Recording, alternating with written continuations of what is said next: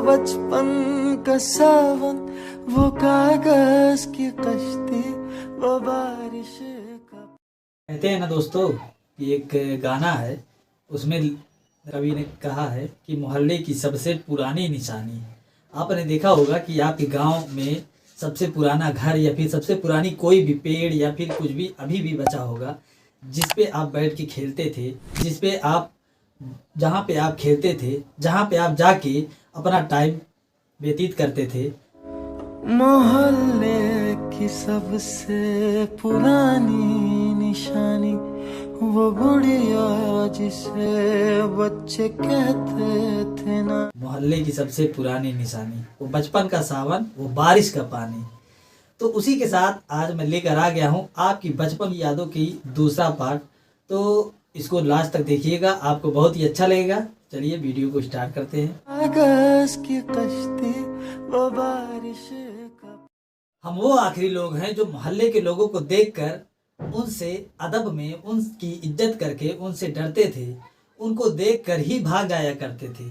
हम वो आखिरी लोग हैं जिन्होंने गुड़ की चाय पी है, काला लाल दंत मंजन हाथों में उंगलियों पे रख के इस तरह से किया है। हम वो आखिरी लोग हैं जिन्होंने रेडियो पे विविध भारती और न जाने कितने उस पे आते थे, उसको इस तरह से घुमा घुमा के गाने सुने हैं।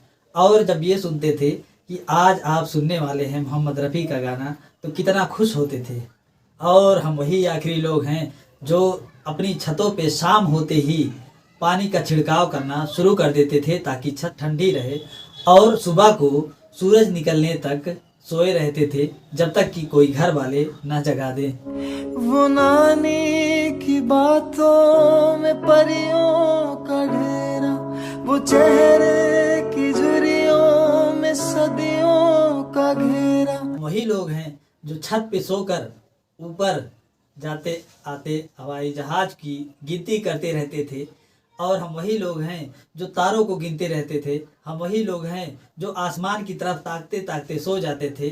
हम वही लोग हैं जो आसमान की तरफ देखते देखते तारों को देखते, टूटता तारा, ये तारा, वो तारा, सब करते रहते थे। अब क्या, अब तो डब्बे जैसे घर होते हैं, डब्बे जैसे रूम होते हैं, उसी में लोग कूलर एसी के अंदर सोते हैं। अब वो दिन कहाँ वापस आएंगे।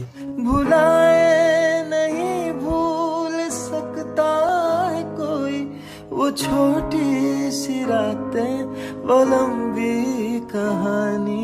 हम वही लोग हैं जब टेलीफोन का जमाना नहीं था तो आना जाना नात रिश्तेदारों में लगा रहता था। कोई बात कहनी हो छोटी सी तब भी चले जाते थे, कोई उनको बात कहनी हो तो वो चले जाते थे। लेकिन अब क्या, अब तो मोबाइल चल गया है, कोई बात कहनी हो तो फ़ोन से कह देते हैं। नज़दीकियाँ क्या, ये तो दूरियाँ बढ़ती चली गई। और हम वही लोग हैं जिन्होंने ये ऐसा दौर देखा कि अपने लोगों से छूने से डरते हैं, अपने लोगों से इस कोरोना काल में अपने भाई बहन माँ बाप सबको छूने से इस कोरोना काल में डरते हैं। अब तो बफर सिस्टम चलने लगा है शादियों में, लेकिन हम वही लोग हैं कि जो लाइन में लगे रहते थे, लाइन में इस तरह से खड़े रहते थे कि ये वाली सब उठे तो दूसरे हम लोग बैठे कुर्सियों पर, और या तो अगर टाट पे खिलाया जाता था तो वो वाले टाट से उठे तो हम लोग बैठें। और वो इशारे से मांगना याद कीजिए कि एक रोटी दो रोटी करके मांगना, किसी सालन वाले को बुलाना है वो याद कीजिए, चावल वाले को बुलाना वो याद कीजिए, ओए चावल ला, इस तरह से। तो कितना याद आता है सब कुछ। अब तो धीरे धीरे वो भी ख़त्म हो रहा है। अब तो खड़े होके खाना पड़ता है, खुद से प्लेट लेकर खुद से सब कुछ उसमें डालना पड़ता है। और बगल में बैठे किसी अपने के प्लेट में ज़बरदस्ती की रोटी रखना, ज़बरदस्ती की उसमें खाना रखना कितना अच्छा लगता था। जब ये सब बातें मैं बैठकर सोचता हूँ तो कितना कसक सी उठती है दिल में। आप इसका अगला पार्ट चाहते हैं, यानी तीसरा पार्ट, तो मैं फिर से बना दूंगा।